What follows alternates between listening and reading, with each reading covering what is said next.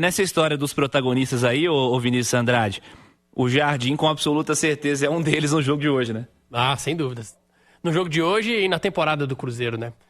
Porque assim, quem define os jogos são os jogadores, né? Os treinadores gostam de falar isso, que os protagonistas são os atletas, e de fato são.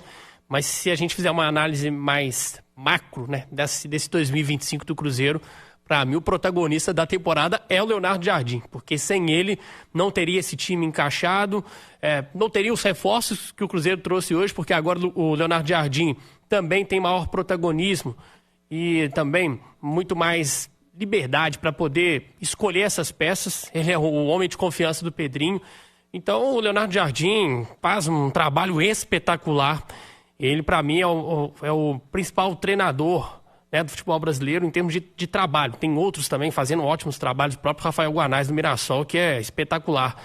Mas o que o Cruzeiro tem feito tem total, faz muito sentido com o que o Leonardo Jardim pensa e com essa remontada que ele deu no Cruzeiro, né? Porque ninguém imaginava que com essas peças o time estaria encaixado, com o Wanderson, com o Christian.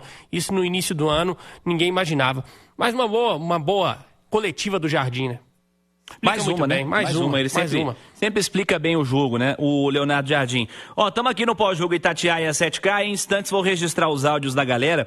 Primeiro, Edu, sobre o Leonardo Jardim e a maneira como ele influencia no jogo, além da troca de peças pensando individualmente nos caras, né? Porque no minuto 71, ele tira o Caio, bota o Gabigol, tira o Christian, bota o Arroio, tira o Wanderson, coloca o Sinisterra. Ele mexe na característica do time também, né, Edu? Mexe, mas ele falou na coletiva, né? Foi pra cima. O Cruzeiro foi pra cima, tava perdendo o jogo, você perdido por um ali. Pensa mais em tentar o empate, buscar o empate, do que não tomar o segundo gol. Eu acho que foi esse o raciocínio do Leonardo Jardim, e anteriormente ele não tinha as peças com essas características, né? Vamos puxar pela memória antes da parada, aliás, antes da janela ser aberta. Num jogo como esse, sem Arroio e Sinisterra, quem seriam os substitutos? Marquinhos. Provavelmente ele colocaria o Marquinhos por um lado, talvez o Bolassi pelo lado do campo. Hoje ele não tinha o Eduardo, mas se tivesse certamente. Mas sabe qual que seria a estratégia? Talvez ele não mexesse. Como fez em outras oportunidades, ele simplesmente não mexeu, porque ele sabia, por mais que a gente peça, imprensa, por mais que o torcedor ele peça na arquibancada, a decisão do treinador é sempre a mais difícil, né? E é sempre a melhor pensada e aquela que tem mais... ele tem mais justificativas, porque ele está no dia a dia, cara. Ele conhece o elenco muito mais que a gente. Ele sabe da característica do jogo dele muito mais que a gente, muito mais que o torcedor. E eu entendo. Entendo a imprensa, entendo a torcida, porque é cultural do futebol brasileiro, né? Não tá bem? Faz as 5 alterações. Mas não é cultural do treinador europeu e nem do treinador sul-americano aqui, da Argentina, talvez do Uruguai. Eles não são tanto de mexer como é o treinador brasileiro. Eles não acreditam que o número de mexidas de peças seja a solução. E sim a característica das peças. E que se você não tem a característica, é melhor não desmontar um time que está organizado, apesar de não estar vencendo, do que mexer por mexer, não ter a peça que você precisa e desmontar e descaracterizar o time. Talvez você vá piorar a sua equipe, como aconteceu com o Cruzeiro em alguns jogos. Vou citar 2, Ceará e Santos, em que o Leonardo Jardim acabou mexendo e piorou o time, porque não tinha característica. Hoje ele mexeu, foi ousado, porque ele abriu mão de um time mais equilibrado para ter mais ousadia lá na frente, para ter mais 1 contra 1, e foi premiado, cara, com 2 pontas que ele não tinha anteriormente, Sinisterra e Arroio, e ele fez a alteração do Gabigol, que já era uma alteração normal, mas muito mais pelo Caio Jorge tá voltando ali de uma recuperação de lesão. Eu não sei se o Caio Jorge tivesse 100%, ele teria saído. Ele saiu logo depois de quase marcar um gol. Um cruzamento que veio da direita, acho que foi o do William, e o Caio Jorge raspa de cabeça, a bola passa muito perto, logo depois do gol do Bahia. Mas ele coloca o Gabigol.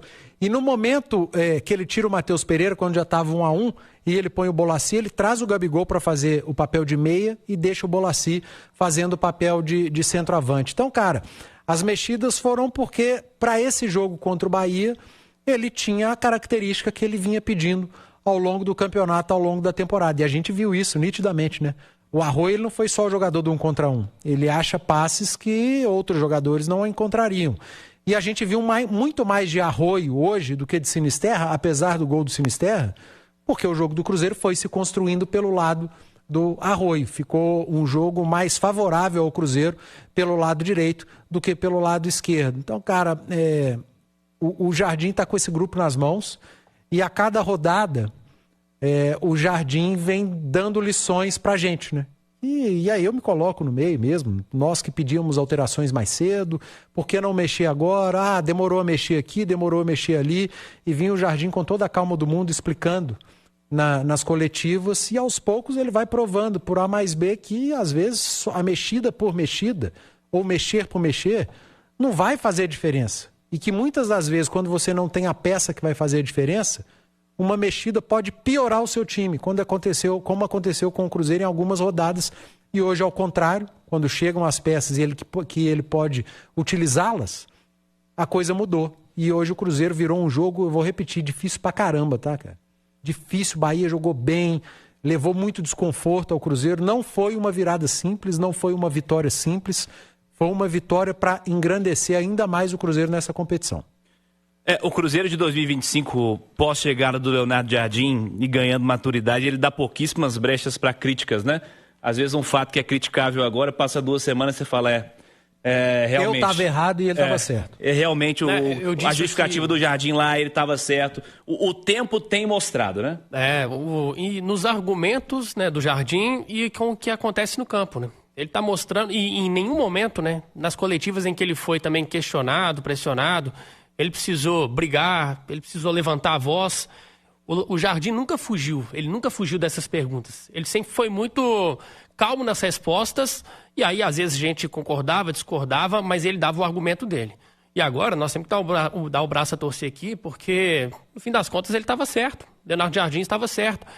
E é importante também essas peças chegarem num contexto que favoreça, para que elas possam chegar com calma, porque o Arroyo tem 19 anos.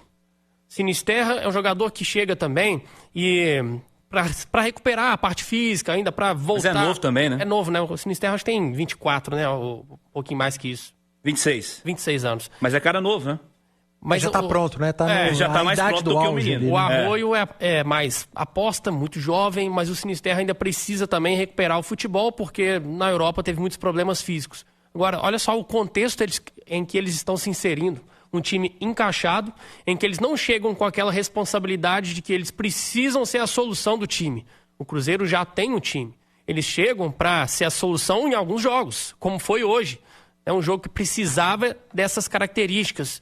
Mas é muito melhor quando você já chega num time que está arrumado, que o treinador que pediu, né? O treinador, junto com o seu grupo de trabalho, escolheu a dedo. O Cruzeiro não foi no mercado fazer loucura. O Cruzeiro, para muitos, até demorou, mas ele foi no tempo certo, no tempo que precisava, porque foi criterioso. Então, o Jardim explicou mais uma vez, são características diferentes daquelas que eu tinha. E aí faz sentido colocar o Arroyo no jogo como era o de hoje, em que o Cruzeiro está perdendo de 1-0 e precisa de um jogador diferente da característica do Christian. Então, assim, o Cruzeiro ganha muito com essas peças e elas chegam também num contexto muito favorável, em que elas não precisam ter aquela pressão toda. Eu estou chegando e eu sou a solução de todos os problemas. Na verdade, o Cruzeiro, ele tem poucos problemas hoje.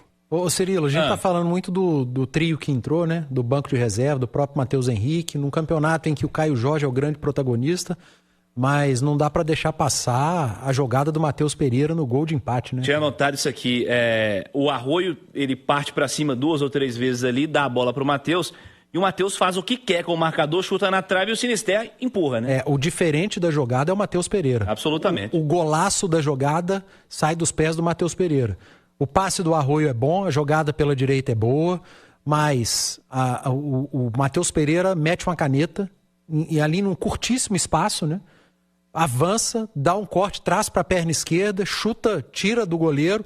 A bola caprichosamente beija a trave e aí vem o fator posicionamento do Sinisterra, um pouco de sorte também, vai no pé do atacante do Cruzeiro para ele empurrar para as redes. Mas destacar a jogadaça do Matheus Pereira, que é aquele jogador que tem aquela pecha ainda, né, de o Matheus Pereira não tem aparecido nos grandes jogos. Hoje foi um grande jogo.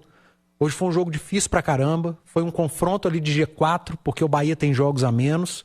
E o Matheus Pereira apareceu. O Matheus Pereira foi protagonista e ele protagonizou o lance do primeiro gol do Cruzeiro. Se nós falamos que foi o jogo dos golaços,